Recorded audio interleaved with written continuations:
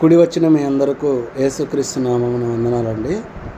సిలువలో పలికిన 7 మాటలలో మొట్టమొదటి మాటగా ఒక మాట యేసుప్రభు వారు పలికిన మాటను చూద్దాం. ఏంటంటే లూకాసు వార్త 23వ అధ్యాయము 34వ వచనం. లూకాసు వార్త 23వ అధ్యాయము 34వ వచనంలో యేసు, తండ్రి వీరేమి చేయుచున్నారో వీరెరుగరు గనుక వీరిని క్షమించుమని చెప్పాను. యేసు, తండ్రి వీరేమి చేయుచున్నారో వీరెరుగరు గనుక వీరిని క్షమించుమని చెప్పాను. ఏంటి యేసు ప్రభు వారు సిలువలో ఉండి ఈ మాట పలుకుతున్నారు? తండ్రి వీరేమి చేయుచున్నారో వీరెరుగరు కనుక వీరిని క్షమించుమని అడుగుతున్నాడు అంటే ఆయన మాట్లాడిన అనేక మాటలండి, అనేక సార్లు ఎన్నో రకాల మాటలు, ఎన్నో ఉపమానాల రీతిగా బోధిస్తూ, క్షమిస్తూ, క్షమాగుణం కలిగి ఉండాలి, సహోదరులను ప్రేమించాలి, ఆ వ్యభిచార పట్టబడ్డ క్షమిస్తూ, ఆ పాపిగా ఉన్న జక్కయ్యని క్షమిస్తూ అన్నీ క్షమించుకుంటూ వచ్చాడు. ఇక్కడికి వచ్చేలోపు సపరేట్గా వీరేమి చేయుచున్నారో వీరెరుగరు గనుక అంటే ఎవరు వారు? ఎవరైతే ఆయనను ఆ క్షణంలో ఇబ్బంది పెట్టి సిలువకు అప్పగించారో, సిలువ విషయంలో పాలిభాగస్తులయ్యారో వారిని క్షమించమని యేసుప్రభు వారు సిలువలో పలుకుతున్నట్టుగా చూస్తున్నాం. అయితే మనం ఇక్కడ ప్రతి సంవత్సరం ప్రతి మాట వింటూ ఉంటామండి. ఏంటంటే అంత శ్రమ పొంది సిలువలో వేలాడుతూ యేసుప్రభు వారు అన్ని ఇబ్బందులలో కూడా ప్రతి ఒక్కరిని క్షమించాడు. ఆయన అంత దెబ్బలు తిని కూడా క్షమించాడు. కనుక మనం కూడా మన ఇరుగు పొరుగు వారిని, మనని అందరిని మనము క్షమించాలా అని ఖచ్చితంగా ప్రతి సంవత్సరం మాట్లాడుకుంటాము. ఈసారి కొద్దిగా డిఫరెంట్గా ఆలోచిద్దామండి. అసలు యేసుప్రభు వారు ఏంటి సిలువలో వీరేమి చేయుచున్నారో వీరెరుగరు అని అన్నాడు అని అంటే, తండ్రి ఈ గిన్నె నా యొద్ద నుండి తొలగించుమని గెత్సేమనే తోటలో ఎలాగైతే ప్రార్థన చేశారో ఈ సిలువలో ఉండి కూడా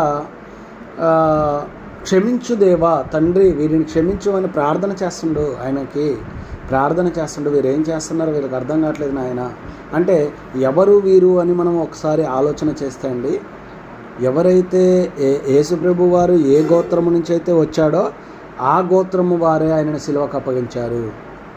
యూదా గోత్రపు సింహమైన యూదా గోత్రం నుంచి వచ్చిన యేసుప్రభు వారిని ఆ యూదులే ఆయనను సిలువకు అప్పగించే పరిస్థితికి వచ్చిందండి.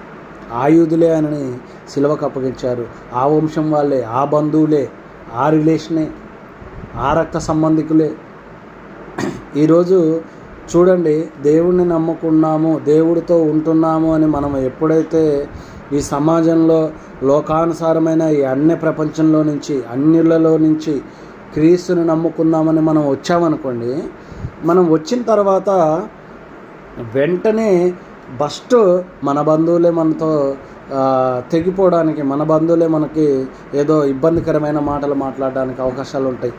సాతాను ఎందుకంటే దేవుడితో మనం ఉంటున్నప్పుడు, వాళ్ళు లోకల్లో ఉంటున్నప్పుడు మనకి వాళ్ళకి సావాసం ఉంటే వారిని మనం మార్చేస్తాం కదా అని అది ముందుగానే మన మీద ద్వేషంతోనో, కుళ్ళుతోనో, మన ఒక చీపుగానో ఎట్లో అట్లా మన మీద ఒక ఇబ్బంది పుట్టిస్తూ ఉంటుంది వాళ్ళల్లో. వాళ్ళు ఎక్కడికి రారు, వాళ్ళని వదిలేయండి అని మనమందరం కలుద్దాం పట్టండి అని ఎప్పటికీ మనని ఒంటరి చేసినట్టుగా. మంచిదే, మనం ఇక్కడికి దేవుడి దగ్గరికి వస్తే లోకాన్ని సృజించిన సర్వాధికారే మన తోడు ఉన్నాడండి.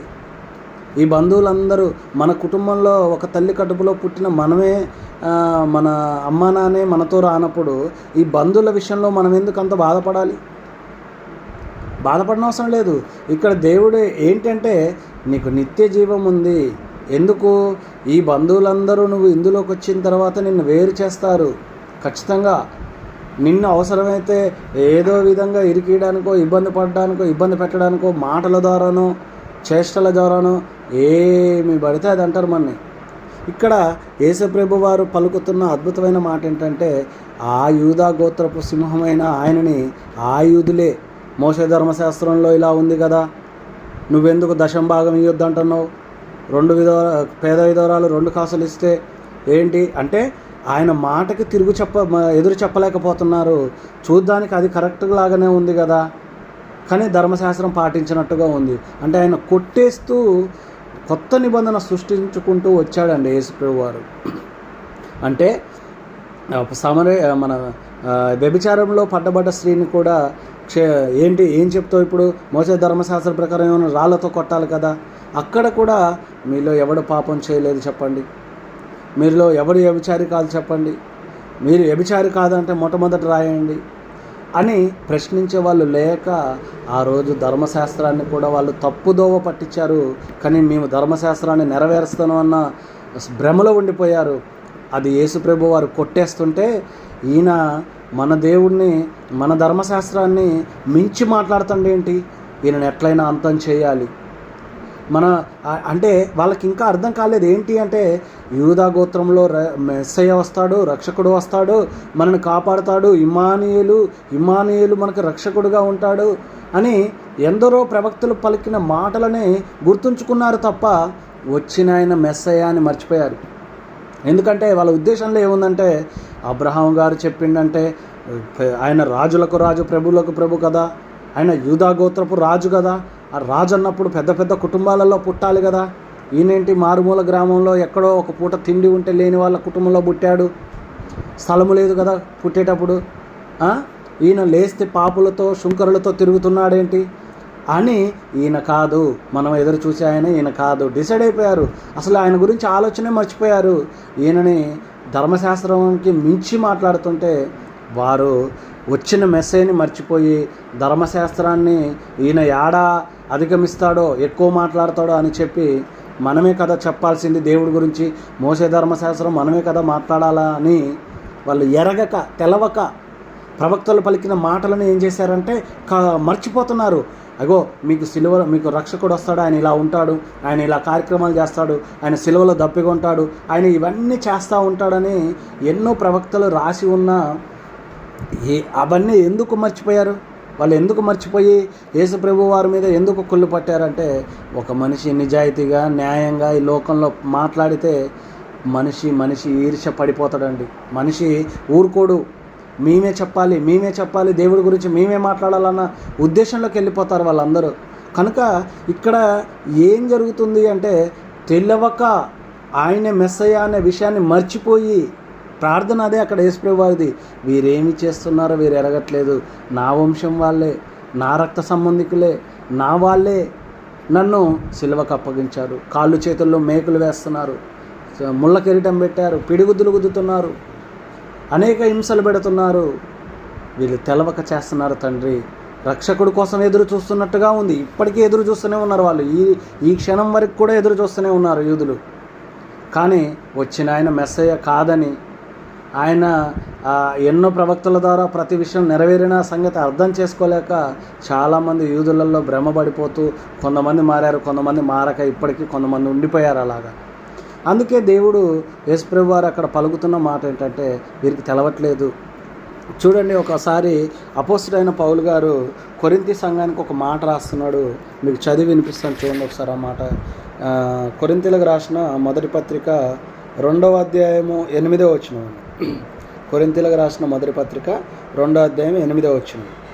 ఇది లోకాధికారులలో ఎవనికిని తెలియదు, అది వారికి తెలిసి ఉన్న ఎడల మహిమా స్వరూపయగు ప్రభువును సిలువ వేయకపోయి ఉందురు. చూడండి ఎంత చక్కగా చెప్పాడంటే, ఇప్పుడు అదే ఇక్కడ భ్రమ వాళ్ళది. ఆయన లోకాధికారులలో ఆ అధికారం అనుకుంటున్న యూదుల పెద్దలలో అక్కడ పిలాతు వీళ్ళందరూ కూడా ఏమనిపోయారంటే, ఏంది నువ్వు రాజువా? అవును నేను రాజునే, కానీ నీ రాజ్యం వేరు నా రాజ్యం వేరు. అర్థం కావట్లేదు వాళ్ళకి, మైండ్కి వెళ్ళగట్లేదు. ఈయనే మెస్సయ్య, ఈయనే అన్న విషయాన్ని ఈ అధికారం అనే వ్యామోహంతో మర్చిపోయి కుళ్ళు కుతంత్రము పెట్టుకొని ఆయనని చూడండి అక్కడ మాట్లాడుతున్న మాట, లోకాధికారులు ఎవరికి తెలియదు, అది వారికి తెలిసి ఎడల మహిమా స్వరూపయగు ప్రభువును సిలువ వేయకపోయి ఉందరు. సిలువ వేయకపోయే వాళ్ళే ఆయన్ని. ఎందుకు అంటే ఆయన రక్షకుడు కాదు అన్న ఉద్దేశంలోకి వెళ్ళిపోయారు. ఇంకా మొట్టమొదటిగా ఏమైందంటే, రక్షకుడు కోసం ఎదురు చూస్తున్న మాటలు మర్చిపోయి, ఈరోజు మనం దేవుడు కోసం ఎదురు చూస్తున్న, దేవుడు రెండో రాకడ వస్తుందన్న మాటలు మర్చిపోయి లోకంలో పడిపోయి ఏమైపోతున్నావు అంటే మా బంధువులు ఇలా అన్నారు, మా స్నేహితులు ఇలా అన్నారు, మా ఇరుగు పొరుగు వాళ్ళు ఇలా అంటున్నారు. వీరి విషయంలో నేను ఆ మాటలు గుర్తొస్తూ అసలు దేవుడి దగ్గర ప్రార్థన ఎలా చేయాలా, ఎలా వాక్యం చదువుకోవాలా, ఎలా ముందుకెళ్ళాలా, ఎలా సువార్తలో ఉండాలా, ఎలా నేను ఇతరులని నా దేవుడు క్షమించాడో అన్ని దెబ్బలు తిని నేను మాటకి క్షమించలేనా? ఒక మాటకి అసలు పాపివై ఉన్న నిన్ను దేవుడు క్షమించాడు కదా. పాపిగా ఉన్నప్పుడు ఒక పాత జీవితాన్ని నిన్ను స్థితిగతులు గుర్తు చేసుకోండి ప్రతి ఒక్కరు ఒకసారి. ఎక్కడ ఉంటే ఎక్కడికి తీసుకొచ్చాడు దేవుడు మనని? ఈ పాపపు లోకములో నుంచి నిన్ను పరిశుద్ధ పట్టణంలోకి తీసుకొచ్చాడు కదా. ఆయన క్షమించినప్పుడు నీవు నీ పొరుగు వారిని నువ్వు క్షమించలేవా? నిన్ను కొడుతున్నారా, ఇబ్బంది పెడుతున్నారా, చంపేస్తున్నారా? అయినా క్షమించు. ఒక చెంప మీద కొడితే ఇంకో చెంప చూపియమన్నప్పుడు ఆ విషయం కాదు కదా. మాట కాడ ఆమె ఇంటికి వచ్చి నన్ను పిలవలేదు, నాకు ఫోన్లోనే చెప్పారు, వాళ్ళందరికీ కార్డు ఇచ్చారు. ఈ చిన్న చిన్న విషయాలలో బంధువులను, స్నేహితులను, ఇరుగు పొరుగు వారిని దూరం చేసుకుంటున్నాం. మనం క్షమించకపోతే, మనం మారకపోతే అసలు దేవుడి దగ్గర ఏమి ప్రేమ ఉంది అని వాళ్ళకేం తెలుస్తుంది చెప్పండి? యేసుప్రభు వారి దగ్గరికి వచ్చిన తర్వాత వీళ్ళు ఇంతగా మారిపోయారేంటి? అంతకుముందు వీళ్ళు కోపిష్టులు కదా, అంతకుముందు వీళ్ళు ఎక్కువ గొడవ పెట్టుకునేవాళ్ళు కదా, అంతకుముందు ఎక్కువ సరిగ్గా మనసులలో కలవపోయేవాళ్ళు కదా. ఈరోజు ఎన్ని మాటలన్నా ఏంటి ఇంత సింపుల్గా తీసేస్తున్నారు? ఏంటి వీళ్ళకి అసలు పౌరుషమే లేదా అని నిన్ను నీవు కనపరుచుకో అంటాడు యేసుప్రభు వారు. అదే రక్త సంబంధికులే, వంశస్థులే, యూదులే దగ్గర ఉండి సిలువకు అప్పగించారండి ఆయన్ని. అందుకే వీరేం చేస్తున్నారో వీరు ఎరగట్లయితే తండ్రి వీరిని క్షమించమని అన్నాడు. ఇంకా వీళ్ళ గురించి మాట్లాడుకుంటూ వెళ్తే చాలా సందర్భాలు ఉంటాయండి. కానీ ఇప్పుడు ఇంకొక విషయం మీకు తెలియజేయాలనుకుంటున్నా ఏంటంటే లూకా సువార్త 17వ అధ్యాయము, లూకా సువార్త 17వ అధ్యాయము 3-4 వచనాలు చూడండి ఒకసారి.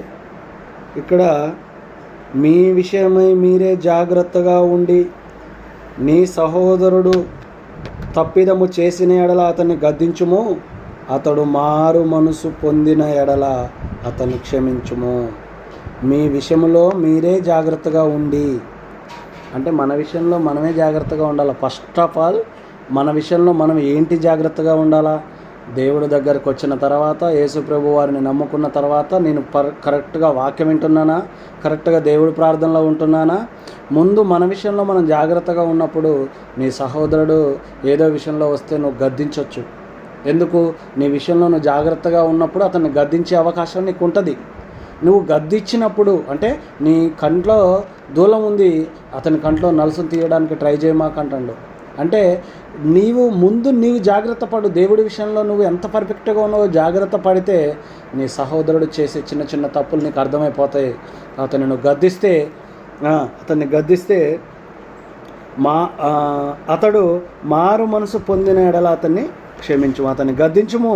అతడు ఒకవేళ ఆ గద్దింపుకు లోబడి అయా ఒకవేళ నేను కూడా నిజంగానే ఇలా చేశా, నీ జీవితంలాగానే నా జీవితం కూడా ఉంటే బాగుండు, ఇంత ప్రశాంతత నేను ఇక్కడ ఇబ్బంది పడిపోతున్నా అంటే ఆ విషయంలో నువ్వు గద్దించి బుద్ధి చెప్పి వాక్యం ద్వారా అతన్ని మలుచుకున్నప్పుడు అతను మారు మనసు పొందితే క్షమించమని దేవుడు అడుగుతున్నాడండి. మనని క్షమించమంటున్నాడు. ఎంత చక్కగా దేవుడు చెప్తున్నాడు అంటే మనం క్షమించే మనసు కలిగి ఉండాలి, క్షమాపణ గుణం కలిగి ఉండాలి. ఇంకో విషయం ఏంటంటే నీకు ఎక్కడి నుంచో రారు, బంధువుల నుంచే లేస్తారు. నీ రక్త సంబంధికులే నిన్ను హేళన చేస్తారు. ఎందుకు దేవుడిని నమ్ముకున్నావు?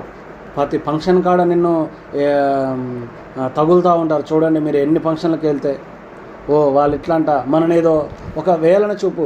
ఆ చిన్న విషయాలకే మనం ఏమైపోతున్నామంటే వాటికే తట్టుకోలేక వారితో మాట్లాడట్లేదు. అసలు మాటకే నువ్వు మాట్లాడట్లేదు అంటే కొడితే నువ్వు అసలు మాట్లాడతావా? చెంప చూపించే పరిస్థితి ఉందా? యేసుప్రభు ముఖం మీద ఉమ్మి వేశారు, అయినా కానీ తుడుచుకున్నాడు. ఈరోజు నిన్ను చూసి నీ గేటు ముందు నీ ఎదురుగానో ఆకని ఊసారనుకోండి, రోడ్డు మీద ఊసారనుకోండి, రోడ్డు మీద నన్ను చూసి ఊస్తావా అని ఎంత పెద్ద పంచాయతీ చేస్తున్నారు ఇలా. దేవుడి గుణము ఆయన సిలువలో చేసిన మాటలలో రవ్వంతైనా మనం చేస్తున్నామేమో మనం గమనించుకోవాలి కదండి. క్షమాగుణము ఇక్కడ బంధువులు, స్నేహితులు, ఇరుగు పొరుగు వాళ్ళు, రక్త సంబంధికులని మీదికి లేస్తారు. చూడండి ఇక్కడ ఆయన అప్పగించింది ఎదురు చూస్తున్న బిడ్డలే, ఎదురు చూస్తున్న వాళ్ళే, మెస్సయ్య వస్తాడు, రక్షకుడు వస్తాడు అనుకున్న వాళ్ళే, ఈయనైతే కాదులే, ఈయన పేద కుటుంబంలో పుట్టాడు, ఈయనైతే కాదులే, ఈయన పాపులతో సుంకరులతో తిరుగుతున్నాడు అన్నట్టుగా ఆయననిగా ఆ అసలు విషయాన్ని మర్చిపోయి లోపల ఏం పెట్టుకున్నారంటే, మేమే చెప్పాలి దేవుడి గురించి, మేమే ప్రకటించాలి, మేమే ఏం చెప్పినా చెప్పాలి, ఈయనేంటి ఇలా బోధిస్తున్నాడు, ఈయనేంటి ధర్మశాస్త్రాన్ని మార్చేస్తున్నాడు అన్న ఉద్దేశంతో కుళ్ళు పట్టి చంపేశారండి. ఈరోజు నువ్వు సమాజంలోకి వెళ్ళి దేవుడి మాటలు చెప్పాలంటే, నిన్నటిదాకా నీ గురించి మాకు తెలుసులే, నిన్నటిదాకా నీ గురించి బంధువులలోకి వెళ్ళేలోపు వాక్యము మీరు చెబుదామన్నా వారికి ఎక్కదండి. బాగా గుర్తుపెట్టుకోవాల్సిన ఒకే ఒక సూత్రం ఇది. బంధువులలోకి వెళ్ళిన తర్వాత దేవుడి మాటలు బైబిల్ ద్వారా ఉండి నువ్వు వాక్యము చెప్పబడిచ్చినా నువ్వు చెప్పినా వాళ్ళకెక్కదు. ఎలా మారతారు బంధువులు?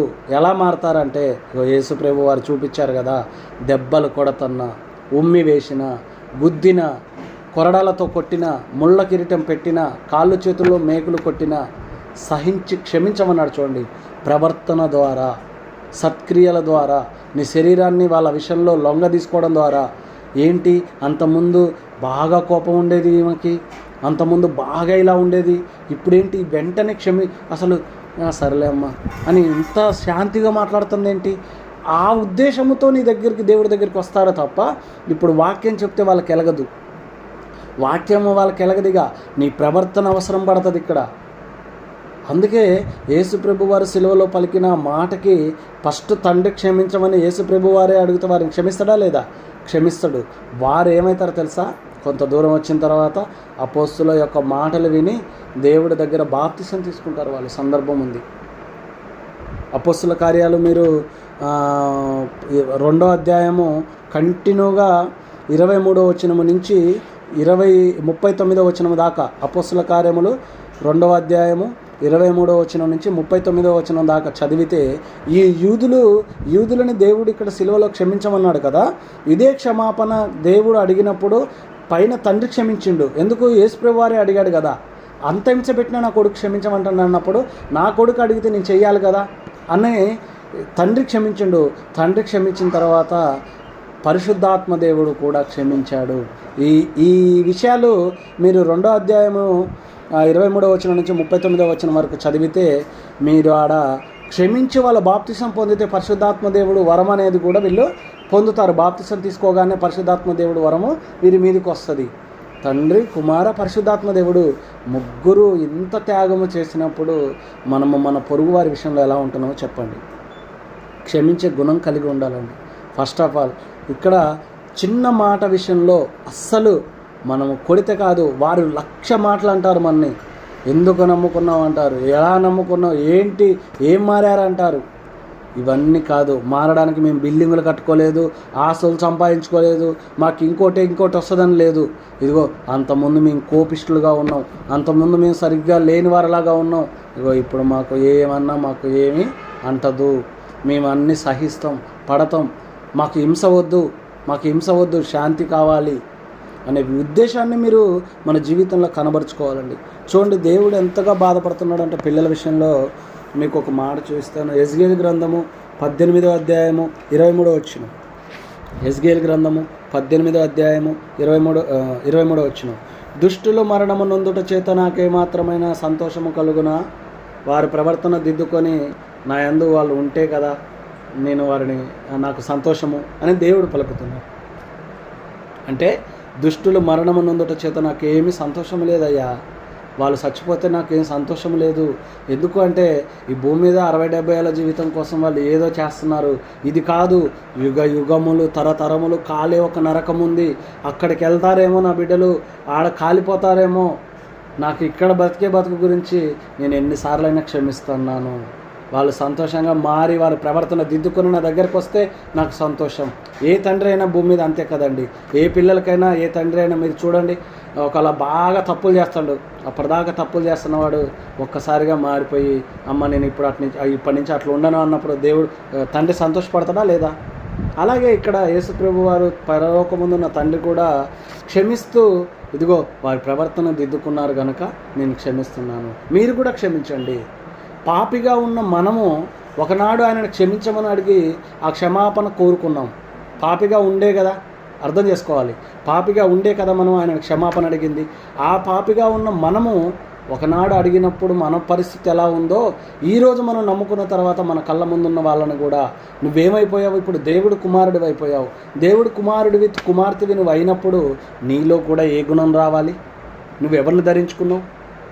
క్రీస్తు రక్తము తాగుతూ శరీరము తింటూ నువ్వు క్రీస్తుని ధరించుకున్నావు గనక ఆయన గుణాలు నీకు రావాలి. ఏ డ్యూటీ చేస్తే ఆ డ్యూటీలో ఆ పనే చేస్తున్నప్పుడు పోలీస్ డ్రెస్ వేసుకొని ఆపరేషన్ చేస్తా అంటే కుదిరిద్దా?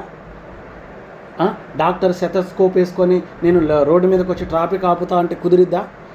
ఏ డ్రెస్సుకి ఆ పని ఉన్నప్పుడు నువ్వు క్రీస్తుని ధరించుకున్నావు కదా, క్రీస్తుని నీలో ఇముడ్చుకున్నావు కదా, మరి ఏ గుణాలను ఏ పని చేస్తున్నావు నువ్వు? మళ్ళీ ఇక్కడికి వచ్చి క్షమాగుణము లేకపోతే ఇంతగా ఏ పాపము చేయని వాళ్ళే క్షమిస్తున్నప్పుడు, తండ్రి కుమార పరిశుద్ధాత్మే క్షమిస్తున్నప్పుడు మనం ఎంతటి వారం పాపులమై ఉన్న మనం క్షమించకూడదా చెప్పండి? చేస్తారు, మీ విషయంలో ఇబ్బంది పెడతారు, ఇరుకులు పెడతారు, ఏమి వచ్చినా మీరు క్షమించండి అని దేవుడు చాలా చాలా చాలా బాధపడుతూ చెప్తున్నాడు. చివరిగా ఈ మాట చూసుకొని ముగించుకుందాం. ఇర్మియా గ్రంథము 9వ అధ్యాయము 4, 5, 6 వచనాలు చూడండి. ఒకసారి చదువుతా. మీలో ప్రతివాడును తన పొరుగువాని విషయమై జాగ్రత్తగా ఉండవలెను. దేవుడు జాగ్రత్త చెప్తుండండి. ఎవరు చెప్తారు చెప్పండి? మనకి జాగ్రత్త ఎవరు చెప్తారు? ఈ లోకం విషయమై దేవుడు చెప్తున్నాడు. జాగ్రత్త అమ్మ నాన్న చెప్తారు కదా, బయటికి వెళ్తున్నప్పుడు అట్లా వెళ్తున్నప్పుడు జాగ్రత్తగా ఉండండి, జాగ్రత్తగా వెళ్ళండి అని చెప్తారు కదా. జాగ్రత్త దేవుడు చెప్తున్నాడు అంటే మనం ఎంత జాగ్రత్తగా ఉండాలో అర్థం చేసుకోవాలి. మీలో ప్రతివాడును తన పొరుగువాని విషయమై జాగ్రత్తగా ఉండవలెను. ఏ సహోదరుడైనను నమ్మకుడి. నిజముగా ప్రతి సహోదరుడును తంత్రగొట్టియు తన సహోదరుని కొంపముంచును. ప్రతి పొరుగువాడును కొండెములు చెప్పుటకై తిరుగులాడుచున్నాడు. ఎందుకు ఈ మాట చెప్తున్నాడు? ఎందుకు సహోదరుని క్షమించమన్నాడు? ఇక్కడికి వచ్చేలోపు ఏంటి మళ్ళీ వాళ్ళ విషయంలో జాగ్రత్తగా ఉండమన్నాడు అంటే, నువ్వు ఒక్కసారి దేవుడి బిడ్డలతో అటాచ్ అయ్యి దేవుడు సంఘంలోకి ఉన్నప్పుడు, నువ్వు సువార్త పనిలో ఉన్నప్పుడు నీ సావాసం అంతా ఎక్కువ ఎవరితో ఉండాలి? నీ విన్న మాటలు, విన్న సువార్త, విన్న యొక్క మందిరంలో ప్రతి మాట కూడా తెలిసినప్పుడు మనం ఎక్కువ సంఘ సావాసంలో ఉండాలి. అపోస్తుల బోధ, సావాసము, రొట్టె విరుచుట, ప్రార్థన చేయుట, ఎడతెగక అంటే ఒక 2 రోజులు చేసి ఆపమనడా, ఒక రోజు చేసి ఆపమనడా, వారం చేసి ఆపమనడా, నెలకోసారి చేసుకోమనడా? ఎడతెగక ఉండండి. సావాసంలో, బోధలో ఉండండి. రోజు ఎక్కడో ఒక్కడ వాక్యం వినండి. ఈరోజు సెల్లులో చేయగండి. ఒక పావు గంట, ఒక అర్ధ గంట ఎన్నో బొమ్మలు చూస్తూ ఉంటాం, ఎన్నో గెలుకుతూ ఉంటాం, ఎన్నో చూస్తూ ఉంటాం. కానీ దేవుడి మాటలకు వచ్చేలోపు వినవండి. కనుక దేవుడు మాటలు వినాలి. ఇక్కడ ఇరుగు పొరుగు వారు, ఇప్పుడు నువ్వు వాక్యం వినొస్తారు, బయటికి రాగానే ఎవరో ఇరుగు పొరుగు అమ్మ కలుస్తుంది. ఆమె ఏం చేస్తుందంటే ఇక్కడ సాతాను ప్రవేశం. అది మీరు అర్థం చేసుకోవాలి. ఏంటంటే ఒకే బజార్లో ఉన్న ఒక దేవుడి బిడ్డలు దేవుడి దగ్గరికి వెళ్ళి వచ్చిన తర్వాత ఆమె ఒక 4 దగ్గర, ఈమె ఒక 4 దగ్గర కూర్చొని ఏదో మాట్లాడుతున్నప్పుడు ఈమెకి మధ్యలో పుల్లేస్తారు. ఆమె ఇట్లా అన్నది, ఈమె అట్లా అన్నది, లేని మాటలు చూడండి. కింద ఇంకా చాలా చక్కగా చెప్తాడు. వాళ్ళు సత్యము పలకక, 5వ వచనం, సత్యము పలకక ప్రతివాడును తన పొరుగు వానిని వంచును, అబద్ధములాడుట తమ నాలుకకు అభ్యాసము చేసుకొని ఉన్నారు. సత్యం పలకరంట వాళ్ళు, వాక్యం చెప్పరు. సత్యం అంటే ఏంటి? వాక్యం. దేవుడు గురించిన మాటలు, దేవుడు గురించిన వాక్యము వాళ్ళ కాడ ఎందుకు ఉంటుంది? ఉండదు కదా. సత్యాన్ని పలకరు, అబద్ధాలు చెప్పి లేనివి ఉన్నట్టుగా నీ మీద. ఎందుకు? మీరిద్దరు కలిసి ఉండకూడదు. ఒకవేళ మీ ఇద్దరు కలిసి ఉంటే ఇంకొక ఆమెను మారుతారు కదా, అలా మారకూడదు. అలాగా కొండాలు, కొంప ముంచడం, ఇవన్నీ డైరెక్ట్గా చెప్పేస్తున్నాడండి. అంటే మనం దేవుడి మాటలు విన్న తర్వాత సువార్త పనిలో ఉండాలి, ప్రార్థనలో ఉండాలి. నీ బంధుమిత్రులతోనే ఇవన్నీ వస్తున్నప్పుడు నీ శరీర విషయమై, నీ కుటుంబ విషయమై నువ్వు తగ్గించుకుండే ఆ తిట్ల విషయంలో వాళ్ళు ఏమన్నా సహించుకొని నిన్ను నీవు కనబరుచుకోవాలి. వాళ్ళకి డైరెక్ట్గా వెళ్ళి విన్నావు కదా వాక్యం అని చెప్పి కూర్చొని వాక్యం చెప్తే మారరండి వాళ్ళు. నీ ప్రవర్తన అంటే ఇంతకుముందు ఈమె ఇలాగ లేసింది కదా, ఇప్పుడు ఎందుకు లేవట్లేదు అంటే, ఇదిగో ఆమె ఒకప్పుడు అట్లా కానీ ఇప్పుడు దేవుని నమ్ముకుంది. అలా తెలుసుకోవాలి. యేసుప్రభు వారు అంతే కదా కనపడ్డది, అలాగ కనపడాలి. కనుక మనం క్షమించే గుణము కలిగి ఉండాలి, క్షమించాలి. మనం ఖచ్చితంగా క్షమిస్తేనే మనకి కూడా క్షమాపణ దొరుకుతుంది. ఏమి చెయ్యని ఆయన, అంత నీతిపరుడు, ఆయనే క్షమించినప్పుడు పాపములో పుట్టి పాపములో జీవిస్తున్న, పాపపు లోకములో ఉన్న మనల్ని దేవుడు రక్షించుకున్నాడు. ఇగో నువ్వు నా దగ్గరకు వచ్చినప్పుడు నువ్వు కూడా వారిని క్షమిస్తేనే మరి నీ పాపములు క్షమించబడతాయి అంటున్నాడు. కనుక మనం అందరిని క్షమించాలి. ఇది బంధుమిత్రులలో, స్నేహితులలో, ఇరుగు పొరుగు వాళ్ళలో నుంచి వస్తే నిన్ను నీవు కనబరుచుకోవాలి.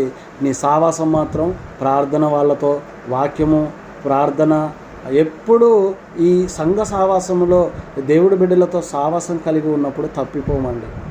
వీళ్ళతో సావాసంలో ఉంటూ నిన్ను నీవు కనబరుచుకుంటే లోకము మారుతుంటుంది. లోకము ఇప్పుడు వాక్యం చెప్తే మారే స్థితిలో లేదు, వాక్యం చెప్తే మారే స్థితిలో లేదు. నిన్ను నీవు కనబరుచుకోవాలి. ఇప్పుడు ఈ విషయాన్ని సిలువలో మీకు రెండో మాటగా నేను మళ్ళా చెప్తాను.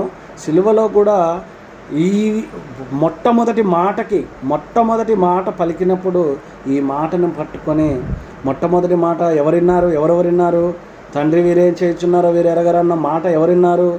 దొంగలో ఉన్న 2 దొంగలలో ఒక దొంగ విన్నాడు. విని రెండో మాట వెంటనే అతను మారిపోయే అవకాశము, మొట్టమొదటి మాట ప్రసంగం ద్వారా అతను మారిపోయాడండి. మీకు ఆ మాట కూడా నేను వివరించి చెప్తాను. క్షమించే గుణం కలిగి ఉండాలని కోరుకుంటున్నాను. ఈ చిన్న వాక్యం దేవుడు దీవించును.